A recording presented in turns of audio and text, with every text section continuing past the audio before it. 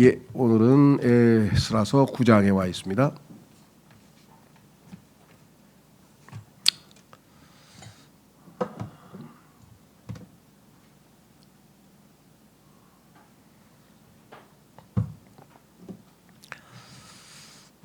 예, 이제 9장에서는 일종의 우리 신앙이 이렇게 업앤다운 올라갔다 내려갔다 하는 그런 기간들이 있는데 이제 다시 밑으로 처지는, 그래서 이스라엘 백성들이 다시금 또 하나님 앞에서 잘못된 곳으로 가는 그런 상황이 발생했고, 이것을 대처하기 위해서 하나님의 종인 에스라가 나서서 하나님께 간구하는 내용이 오늘 에스라서 9장에 나와 있습니다. 그래서 오늘 앞부분에 1절서부터 4절 보면은 이들이 저지른 그 참담한 하나님 앞에서의 죄악은 하나님이 정하신 율법에서 이방인들과의 혼인을 금하고 이들이 씨가 혼잡해지는 것, 그래서 순수한 그 민족으로 하나님의 거룩한 백성으로 남아 있어야 되는데 그렇지 않고 다른 이방인들과의 혼인을 통해서 예수 그리스도께서는 순수한 혈통으로부터 유대인에게서 나오셔야 되는데 잘못하면 메시아의 혈통이 아주 더럽혀지는 그런 잘못된 길로 갈 수도 있었겠죠. 자, 그래서 1절서부터 4절까지 한번 먼저 본문을 보시면, 이제 이런 일들이 이루어진 뒤에 통치자들이 나에게 와서 이같이 말하였더라. 이스라엘 백성과 제사장들과 레위인들이 그 지역들의 백성들, 자, 가나안이라고 하는 땅에 있는 가나안 족속들에 대한 얘기죠. 곧 가나안족들과 히타이트족들과 프리즈족들과 여부스족들과 암몬족들과 모압족들과 이집트인들과 아모리족들의 가증함들을 따라 행하면서 저들로부터 자신들을 구별시키지 아니하였나이다. 하나님께서 이 모든 백성들을 다 이스라엘의 12지파를 근거로 해서 다 분리시켜서 창세기 11장에 보면은 그렇게 정하셨고, 그 다음에 성경에도 그 문제에 대해서 하나님께서 이스라엘 백성에게도 언급을 하셨는데, 이들이 그 하나님의 분리의 법칙, 성별의 법칙을 어기고 또다시 문제를 일으켰는데요. 그래서 자신들을 구별시키지 아니하였나이다. 그래서 이 구별이라는 단어가 핵심 단어입니다. 그러니까 하나님께서는 빛과 어둠을 나누셨죠. 그렇죠? 네. 거기서부터 시작해서 하나님께서는 항상 나누어서 구별시키는 거죠. 빛과 어둠이 동시에 같이 있을 수는 없잖아요. 그렇죠?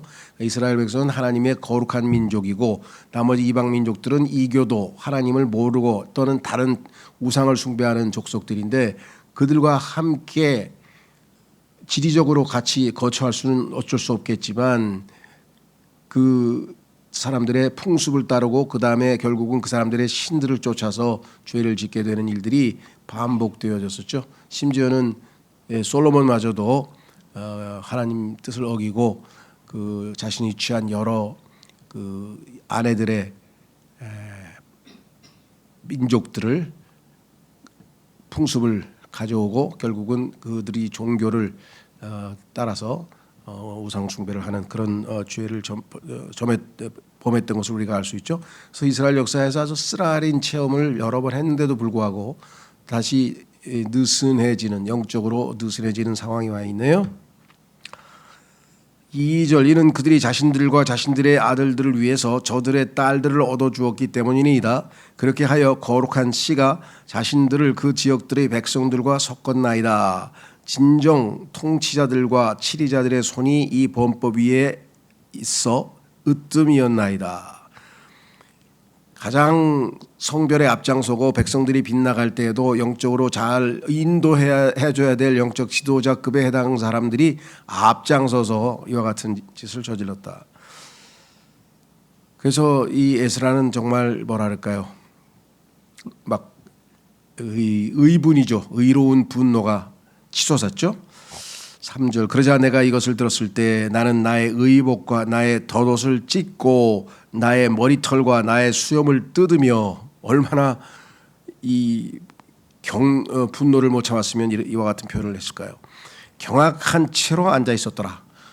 아니 지금 70년 동안 포로로 끌려가서 그 원인이 바로 이방족 속들의 신들을 섬기고 했던 것이었는데 그래서 70년간의 소위 말하면 징계를 통해서 하나님께서 특별한 은혜를 베푸셔서 다시 지금 귀환해서 성전도 새로 지었고 이제 예배도 부활하고 이게 영적으로 이제 하나님께 밀착해야 될 그 타이밍에 이들이 느슨해진 것에 대해서 경악스러워했다. 자, 그래서 앞부분에 제가 이렇게 좀 썼습니다. 유대인 남은 자들은 결혼에 관해 하나님의 말씀에 마땅히 순종해야 했었습니다. 첫째, 하나님께서는 그들을 고국으로 귀환시켜 주셨고 특별한 은혜를 베풀어 주신 것이죠. 70년 만에 그들은 바벨론에서 징계를 받았으며 그래서 훈련도 받고 징계를 통해서 이제 정말 그들이 과거에 쫓겨나기 전에 바벨론에 가기 전에 옛 시절에 얼마만큼 하나님 앞에 잘못된 것도 철저히 깨달았을 것이고 과거 그들의 타협으로 인해 큰 고통을 겪었기 때문입니다. 그런데도 또 하나님의 말씀을 어겼으니 에스라가 경악한 것도 당연한 겁니다. 아직 그게 얼마 전인데 불과 그렇죠? 물론 시간적으로 볼 때는 뭐 몇십 년이 흘렀습니다만은 이스라엘 백성이 원래 살던 지역으로부터 이쪽으로 동쪽인 바벨론 지역으로 이제 이주한 것을 생각하면 아주 그래도 근래 최근의 일이었는데 어찌 또 이렇게 쉽게 무너졌는가. 그래서 5절서부터 9절까지에 보면은 한마디로 하면은 이제 에스라가 하나님 앞에 참 부끄럽습니다 하고 고백하는 장면이 나오죠. 5절 그리고 저녁 희생제 때 내가 나의 중압감을 떨치고 일어났더라. 이런 상황에서는 그냥 탄식만 하고 있을 때가 아니죠 지금. 그래서 문제 해결을 위해서 하나님 앞에 일단 나아가야 됩니다. 그리고 나의 의복과 나의 덧옷을 찢은 상태로 회개의 마음을 지닌 채로 나는 나의 두 무릎을 꿇었고 나의 두 손을 주 나의 하나님께로 펼쳤으며 이같이 말씀드렸더라. 그래서 성경에 보면은 신약에서도 남자들은 거룩한 두 손을 들어서 하나님께 기도하라. 그래서 실제로 손 들고 기도하는 사람들도 많이 있죠. 그래서 그것이 뭐 의무적으로 반드시 기도할 때는 손을 들고 해야 된다는 건 아니지만 하늘을 향해서 실제로 예수 그리스도도 하늘을 향해서 손을 들으셨나 그 얘기는 모르겠는데 한번 확인해 볼까요? 요한복음 17장에 보면은 예수님께서도 그 기도할 때 하늘을 방향을 하늘로 정하시고 했던 것을 우리가 보게 되죠. 손을 드셨다는 표현은 없지만 이렇게 나와 있네요. 요한복음 17장 1절에 이런 말씀들을 예수님께서 전하신 뒤에 자신의 두 눈을 하늘로 들어 올리시어 이같이 말씀하셨느니라. 그래서 우리는 기도할 때 보면 보통 고개를 많이 숙이죠. 고개 숙여서 이렇게 보통 기도하는데 성경에는 두 손을 들고 하늘을 쳐다보면서 하늘에 계신 하나님을 향해서 기도하라고 나오고 또 여기 예수님도 마지막 대제사장으로서의 기도하실 때도 이제 두 눈을 들어 하늘을 바라보셨다. 그래서 우리가 이 소위 말하면 하늘에 계신 하나님이 우리의 기도의 대상이다. 우리가 하나님을 향해서 기도한다는 그런 의미를 담고 있는 것이겠죠. 자, 이같이 말씀드렸더라. 6절 오 나의 하나님이여 제가 나의 하나님이신 당신께 제 얼굴을 들어 올리기가 부끄러워 얼굴을 붉히나이다. 하나님 앞에 또 이 죄를 범해서 이렇게 기도하러 회개하러 나온 것이 너무 부끄럽습니다. 이는 저희의 죄악들이 저희의 머리를 넘어 증가하였고 그러니까 막 홍수가 밀어닥쳐서 물속에 가라앉듯이 죄악이 너무나 많아가지고 그 죄악 속에 잠겨버렸다는 그런 비유를 했어요. 저희의 범법이 하늘들까지 자라났기 때문이다. 저희의 조상들의 날들 이래 저희가 오늘날까지 크나큰 범법 가운데 있나이다. 그리고 저희의 죄악들로 인하여 저희와 저희의 왕들과 저희의 제사장들이 그 지역에 있는 왕들의 손 안에 넘겨졌고 칼과 포로 생활과 약탈물과 얼국의 당혹감에 이르렀으니 그것이 오늘날과 같나이다.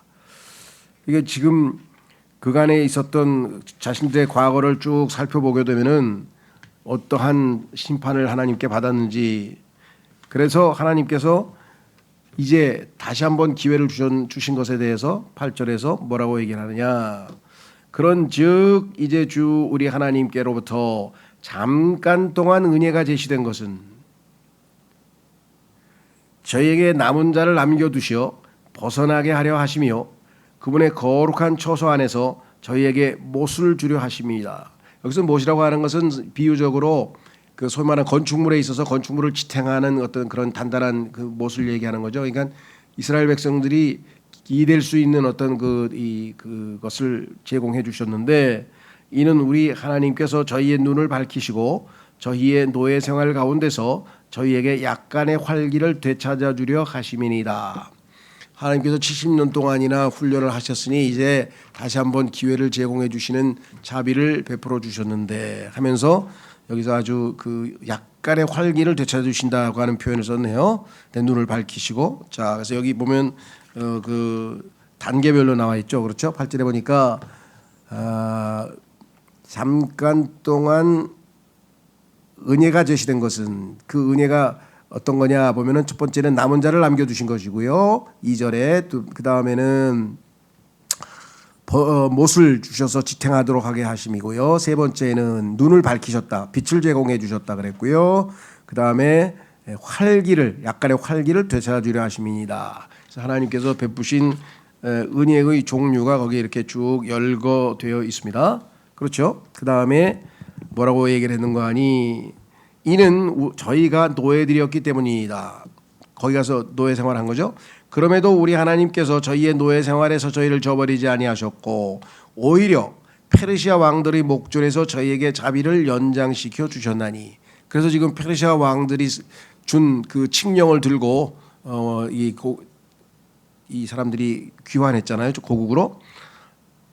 저희에게 활기를 되찾아 주시려 하며 우리 하나님의 집을 세우시려 하며 그곳의 황량함들을 보수하게 하시려 하며 유다와 예루살렘에서 저희에게 성벽을 주시려 함이니이다. 성전만 주고 하나님의 집만 세운 것이 아니라 완전히 도시가 완전히 회복되어져서 이제 성벽이라고 하는 것은 아시다시피 보호막이죠. 소위 말하면 외적의 침입으로부터 보호하기 위해서 우리가 성벽을 쌓고 거기서 망대에서 이렇게 보초를 세워서 파수꾼을 세워서 이렇게 하는 모든 필요한 것들을, 즉 다시 소생할 수 있는, 민족으로서 소생할 수 있는 모든 필요를 하나님께서 다 채워 주셨는데, 그런데도 불구하고 또 죄를 지었으니 또 하나님께 반역을 했으니 이 어찌 부끄러운 일이 아닌지 모르겠습니다. 그래서 부끄럽다고 고백을 했네요. 그래서 5절서부터 9절까지 요약을 잠깐 해보면 에스라는 이들의 상태를 이렇게 묘사합니다. 죄로 인해 잠겨버렸어요. 여기 아까 표현이 넘겼다 그랬죠. 머리를 넘어 증거해, 죄악들이 머리를 넘어 증가하였다는 얘기는 마치 홍수가 우리 위로 물이 우리 위로 넘어오듯이 그렇게 잠겨버렸다. 그런데도 그리고 또 여전히 죄를 지었습니다. 약간의 말미를 주셔서 그 못 위에 걸쳐 있음. 지금 간신히 지금 진앙 회복해가지고 이게 지탱하고 있는 중인데, 여기서 정신을 차리면 새로운 미래로 나아갈 수 있으련만 여기서 이제 제대로 영적으로 완전히 회복해서 하나님께서 기뻐하시는 그러한 신앙생 거룩한 백성으로서의 역할, 하나님께서 유대 민족을 이 땅에 세우신 그 본래의 목적을 수행하는 그런 책무를 수행할 수도 있으련만 이 민족으로부터 메시아께서 출생하셔야 하는데 이들은 심히 더럽혀졌군요. 하나님께서는 지금 이스라엘 백성들을 거룩한 백성으로 분리시키셔서 그들로 하여금 하나님의 백성과 하나님의 백성이 아닌 자들의 구별한 차이점들을 계속해서 알리시고 하나님의 어떠하심을 지원하시고 하나님의 책들을 잘 기록하여서 보존하게 하시고, 이게 유대인들의 존재 목적이죠. 그 다음에 결국은 이 민족을 통해서 예수 그리스도께서 태어나시잖아요. 그래서 요한복음에서 구원은 유대인으로부터 나온다 이렇게 얘기를 했잖아요. 그러니까 말씀드린 것처럼 유대인들에게서 예수 그리스도께서 태어날 것을 짐작하고 마귀가 집요하게 지금 이 유대 민족들의 소위 말하면 이 성별된 삶을 무너뜨리려고 하는 거죠. 그런 게 성경에서 쭉 일관적으로 나오는 그 중에 하나가 이제 창세기 37장인가요? 유다가 소위 말하면 또 어리석은 짓을 저지르고 뭐 이런 것들이 지금 수시로 나오죠. 네. 여기서도 지금 하나님 앞에 그 순결을 잘 보존해야 될 민족인데 혼인에 있어서의 구별, 성별을 하지 못하고 있는 모습을 우리가 확인해 봤습니다. 자, 그래서 10절서부터 15절까지 하나님의 경고를 받았다. 자, 그런 적 이제 우리 하나님이요, 이것이 있은 후에 저희가 무슨 말을 하리이까? 더 이상 할 말이 없다 이 말이죠. 모든 것이 이미 명확하게 다 드러나 버렸기 때문에 저희가 당신의 명령들을 저버렸기 때문이오니. 자, 그 명령들은 당신께서 예언자들인 당신의 종들을 통하여 명령하여 이같이 말씀하신 것이니이다. 그 지역 곧 너희가 차지하러 가는 그곳은 그 지역들의 백성의 추악함과 그들의 가증함들이 있는 불결한 지역이니, 이 가나안 족속들이 거하고 있는 땅, 팔레스타인 또는 가나안 땅이라고 알려진 지역은 불결한 지역이니, 그래서 성별해야 된다. 깨끗하게 거룩함을 지켜내야 된다는 말이지. 거기 가더라도 그들은 그곳을 한쪽 끝에서 다른 쪽 끝까지 그들의 불결함으로 채웠도다. 종종 그런 얘기를 하지 않습니까? 우리가 구약의 하나님이 너무 잔인하신 분 같다. 어떻게 하나님께서 이스라엘 백성들을 출애굽한 다음에 가나안으로 입성하게 될 때 가나안 족속들의 모든 남녀노소 짐승까지도 다 죽이라고 그렇게 하나님께서 얘기하신 것을 그냥 얼핏 읽으면 일반적으로 사람들이 오해하고 있듯이 구약의 하나님은 무서우신 두려우신 하나님 또는 잔인한 하나님, 신약의 예수님은 사랑이 많으신 하나님, 이렇게 해서 하나님에 대해서 오해를 불러일으킬 수 있어요. 구약에 계신 하나님은 사랑이 없으신 분이신가요? 그런 건 아니죠.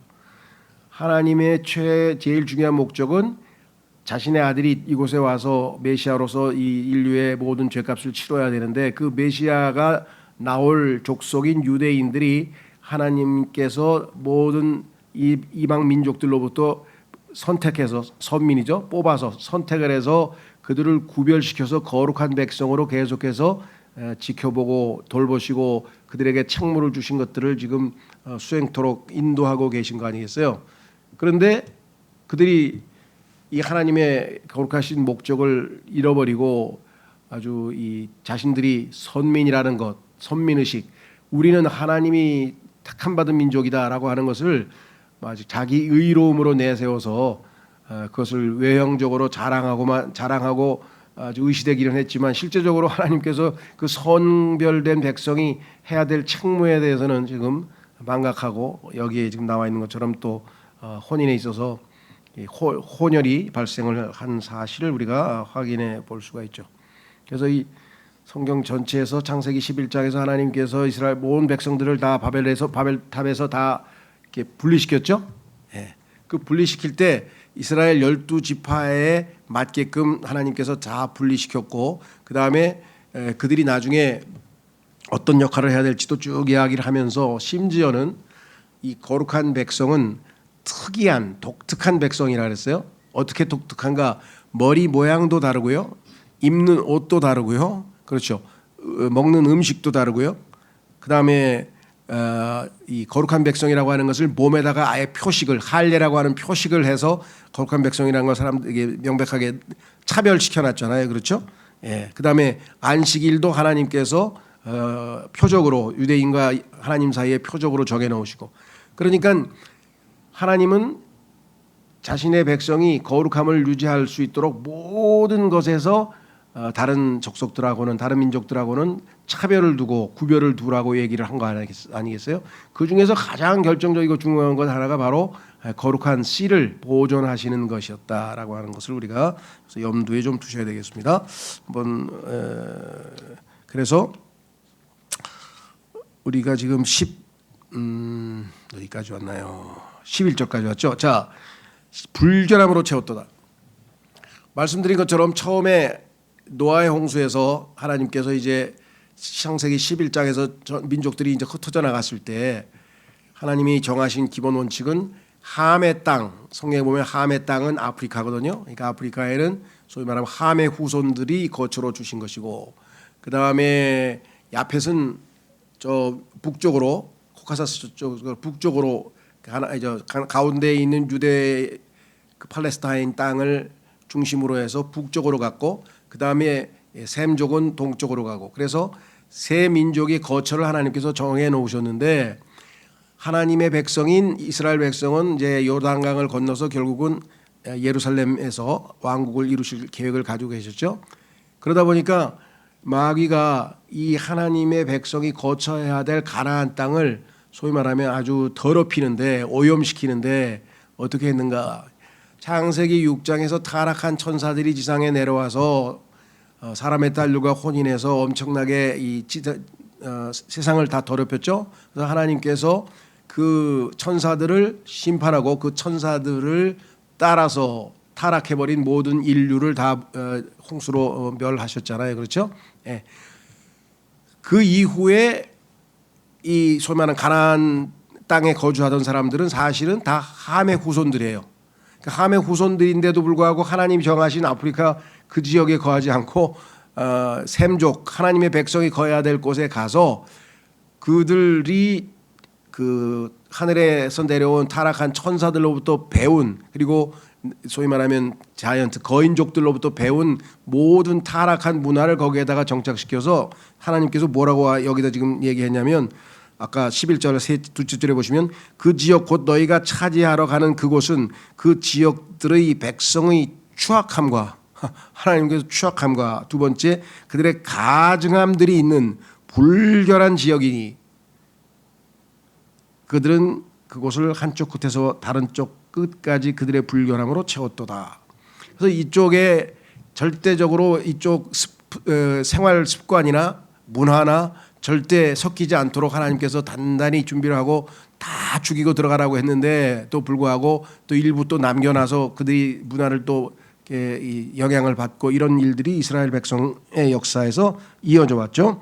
자, 그래서 12절 그러므로 이제 너희의 딸들을 그들의 아들들에게 주지 말고 그들의 딸들을 너희의 아들들에게로 데려오지도 말며 영원토록 그들의 화평이나 그들의 번성을 구하지도 말라.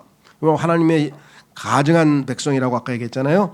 이는 너희가 강건하고 그 지역에 좋은 것을 먹으며 그것을 너희 자녀들에게 영원토록 유산으로 남기게 하려 함이라.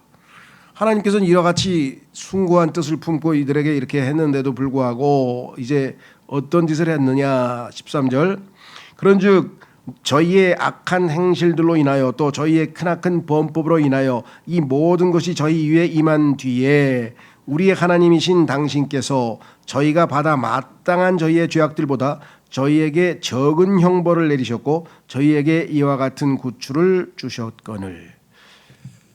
하나님이 하지 말라고 하는 일들을 그대로 답습했고, 심지어는 솔로몬 왕까지 그와 같은 우상 숭배까지 빠져서 이러한 일들이 벌어졌는데, 하나님께서는 우리가 마땅히 받아야 될 심판보다 훨씬 약하게, 강하게가 아니라 훨씬 약하게 하나님께서 벌을 주셨다. 왜 그러실까요? 하나님의 성품이 자비로우시니까 그렇겠죠. 그렇죠.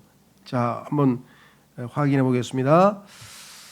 시편 103편에 보면 그와 비슷한 표현이 있는데 한번 확인해 보겠습니다. 시편 103편 10절. 시편 103편 10절.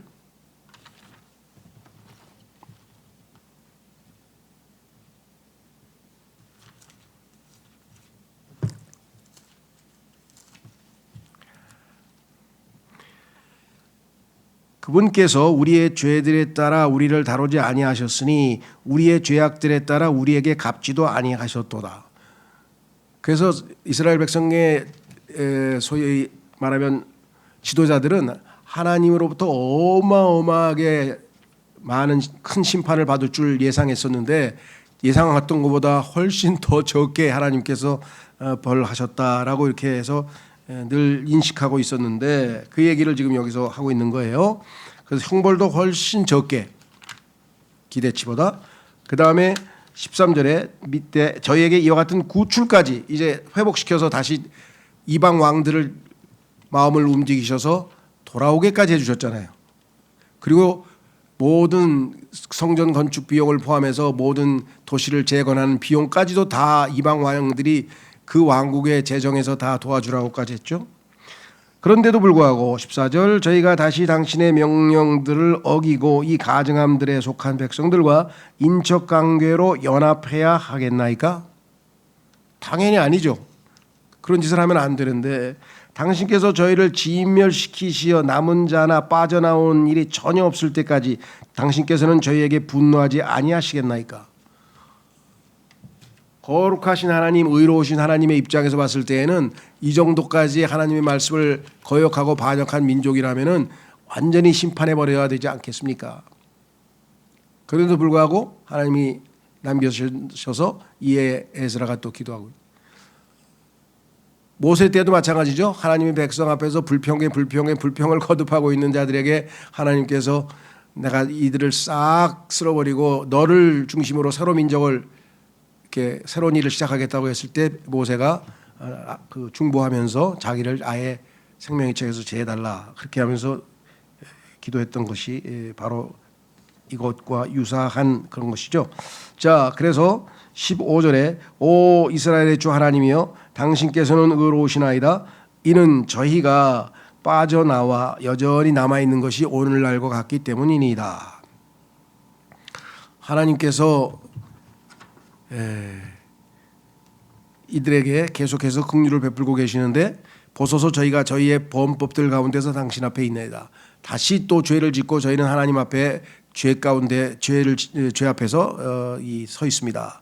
이제 저희는 이것 때문에 당신 앞에 설 수 없기 때문이니이다. 그래서 약간 정말 그 영적 지도자로서 하나님 앞에 일종의 회개기도 또 중보기도를 하고 있는 모습을 우리가 볼 수 있죠.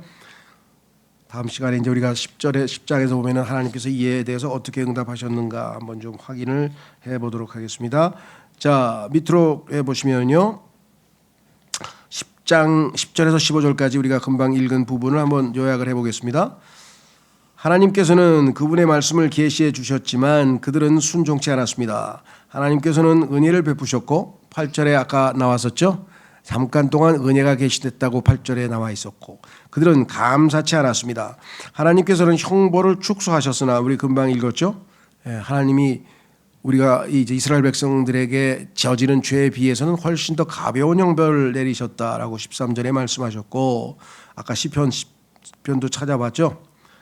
여러분들 그 비슷한 예가 창세기 4장에 보면은 아벨이 자기에게 어마어마한 이 그 보복이 많은 사람들이 자기를 아주 해코지를 할 것 같다는 두려움 가운데 있을 때 하나님께서 그에게 벌을 그래도 이렇게 감형해 주는 장면이 나오시죠.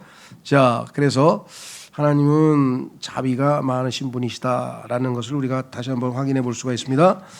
그래서 이에 올바로 반응하지 않았습니다. 결국 하나님께서는 더 큰 벌을 주실 수밖에 없습니다.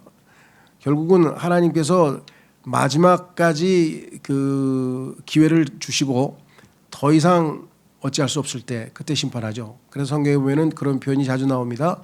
그들의 죄가 full 다 완전히 꽉 찼다. 그러니까 아까 얘기했던 가나안에 머물고 있었던 아말렉 족속 또는 가나안 족속이라고 하는 그 타락한 7, 8개의 족속 이름들이 쭉 나와 있었잖아요. 그러니까 이 사람들이 우리가 생각해도 얼마나 가증스러운 죄악을 저질렀는지 하나님께서 말씀하시기를 추악함이라고 얘기했고 아주 뭐라고 얘기했습니까? 아까 추악하다고 하시고 불결하다고 하시고 가증스럽다고 하시고 하여간 최악 강도 높은 말씀을 언어를 사용하시면서 이렇게 비판하셨잖아요. 그런데도 불구하고 그들이 계속해서 상당 기간 존재했단 말이에요. 유지됐단 말이죠. 아니 저런 사람들을 왜 가만 안 놔두고 그냥 저런 자들을 심판 안 하실까 하지만 하나님께서는 다 그 기준이 있으시죠. 그래서 성경의 표현에 때가 참에라는 표현이 나와요. 때가 참에. 그러니까 하나님 보시기에 이제 그들의 죄가 심판받을 때가 딱 되었을 때 이스라엘 백성들을 애굽에서 끄집어내셔서 이스라엘 백성들을 도구로, 회초리로 이들을 심판하는 이 민족들을 심판하는 회초리로 사용하셔서 이제 가나안에다가 보내셨죠. 그러니까 그 때가 참에라고 하는 표현을 기억하시고요. 그 이스라엘도 마찬가지예요. 거기에 들어가서 이제 소위 말하면 가나안 땅을 정복하고 12지파에게 유업을 다 분배하고 그다음에 정말 또 속된 말로 막 타락을 거듭하면서 사사시대라고 하는 그 정말 엄청나게 이 비극적인 역사가 또 거기에 있었잖아요. 그 우리가 생각할 때 그때도 하나님께서 바로 심판하지 않고 나중에 사무엘이라고 하는 참 그 영적 지도자를 보내가지고 이스라엘 백성들이 다시 왕국으로 이제 재편돼서 그 유명한 소위 말하면 다윗, 솔로몬, 그 다음에 이제 또 르호보암 이렇게 이어지는 이스라엘 왕국의 아주 전성 시대를 이뤘죠. 그러니까 하나님 보시기에는 우리가 생각할 때는 야, 저 정도 사사기에 나오는 내용을 보면은 뭐 살벌하잖아요. 나중에 막 토막 살인까지 해서 토막 내 가지고 막 전 민족에다 보내고 우리가 생각할 때는 어떻게 이런 얘기가 성경에 나오나 싶을 정도의 내용들이 사사기에 나오잖아요. 그리고 삼손의 타락은 또 말할 것도 없고 이렇게 그럼에도 불구하고 아직은 때가 안 찼다는 거예요. 여러분 생각 어떠세요? 우리는 때가 찼다고 생각하죠. 네. 무슨 때? 휴거의 때가. 저는 휴거의 때가 훨씬 지났다고 생각. 이걸 왜 가만 놔두시나? 하늘에 계신 하나님께서 야, 이 땅에서 벌어지는 일이 하나님은 뭐 성경에 보니까 눈이 순결하셔서 차마 악을 안 보신다 그랬으니까 위에서는 지금 내려다는 안 보시겠지만 이 안에서 이루어지고 있는 그 죄악과 이건 뭐 어떻게 그러실 거 아니에요. 그렇죠? 우리는 때가 차고도 나왔다고 생각하는데 성경에 보니까 하나님께서는 여전히 더 많은 사람들이 회개하기를 기대하시면서 참고 계신다. 오래 참고 계신다. 이유는 한 사람이라도 회개할 때까지. 그러니까 뭐 저도 마찬가지예요. 사람들이 휴거되고 모조리 다 막 환란에 들어가서 이걸 바라는 건 아니죠. 한 사람이라도 더 회개하기를 바라지만 하나님께서 언제까지 이거를 연기시킬지는 우리는 잘 모르지만 때가 찼다고 생각하지만 하나님께서 이스라엘 백성들의 사사기에서의 그 타락한 모습에도 계속 인내하신 거 보면 글쎄요 언제가 될지 모르겠습니다만은 자 그래서 마지막 정리는 이렇게 썼습니다. 에스라는 기도하며 말씀 앞에 떨었다는 말은 사실 성경에 써 있지는 않지만요 4절에 보면 우리가 암시 받을 수 있어요. 그 자세가 여기 보시면 뭐라고 나오냐면요 그 이스라엘이 하나님의 말씀들에 떨었던 모든 이가 저마다 나에게로 결집되었더라니까 당연히 에스라도 그 무리들과 함께 하나님 말씀 앞에 떠는 사람으로 우리가 간주할 수 있겠죠. 근데 5절에 무릎을 꿇었다네. 무릎 꿇고 하나님 앞에서의 기도할 때의 자세 5절에 셋째 줄에 두 무릎을 꿇었고 그다음에 고개를 숙였다. 그래서 여기 보면은 제 얼굴을 들어 올리기가 부끄럽다 그랬으니까 고개를 푹 숙이고 그렇죠? 이거와 같은 자세가 하나님 앞에서의 우리의 회개의 자세죠. 이는 자신의 민족의 죄로 인해 에스라가 잘못한 건 없어요. 그러나 에스라도 모세도 항상 자신의 타락한 같은 동족과 일치시켜서 우리란 표현을 쓰잖아요. 그렇죠? 사도 바울도 보면은 우리란 표현이 나오고 히브리서 저자도 우리란 표현을 쓰면서 자기도 그 히브리서를 쓰고 있는 자기도 바로 그 히브리서의 기록 대상과 같은 대상인 것을 얘기를 하죠. 여기도 마찬가지예요. 본인은 죄를 안 지었지만 우리 민족이 죄를 지은 것에 자기도 포함시켜서 다니엘도 마찬가지고 회개 기도를 하는 것이죠. 민족의 죄로 인해 그 누구도 하나님 앞에 설 수 없었기 때문이었습니다. 그래서 15절에 그렇게 고백했죠. 우리는 하나님 앞에 정말 설 수 없는 그런 존재들이라고 얘기를 했습니다. 자, 그래서 우리는 한 구절 찾고 기도하겠습니다. 신약 성경에도 하나님의 백성에 대해서 성별 내가 거룩하니 너희도 거룩할지어다라고 하는 표현들을 구약성경 레위기에 있는 구약성경 구절을 인용해서 신약성경에서도 아주 자주 나오죠. 제일 유명한 구절 하나만 읽겠습니다. 신약도 마찬가지예요. 고린도후서 6장 그리스도인들의 삶은 구별된 삶, 성별된 삶 고린도후서 6장에 가시면 14절에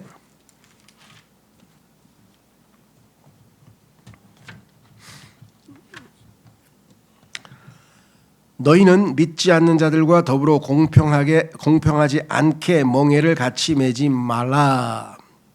세상 사람들과 함께하지 말라 이 말이죠. 그러므로 의가 불의와 함께 무슨 교제가 있겠느냐?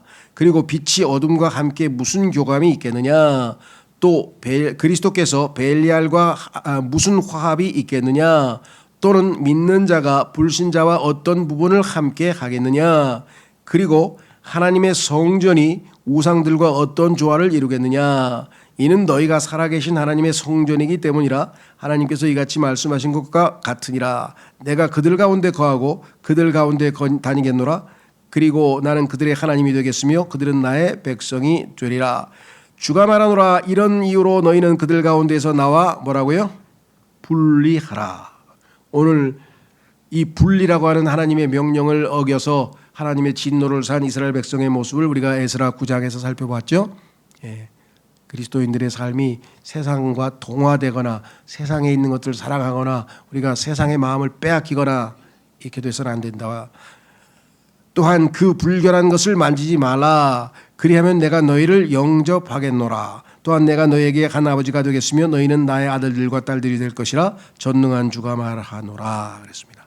그래서 성경 전체에서 창세기 1장에서 빛과 어둠을 나누신 하나님께서는 항상 거룩한 것과 거룩지 않은 것을 나누시는데 그 기본 원칙을 이스라엘 백성들이 무시하고 오늘 혼인 문제로 인해서 하나님의 말씀을 어긴 장면을 우리가 좀 살펴보았습니다.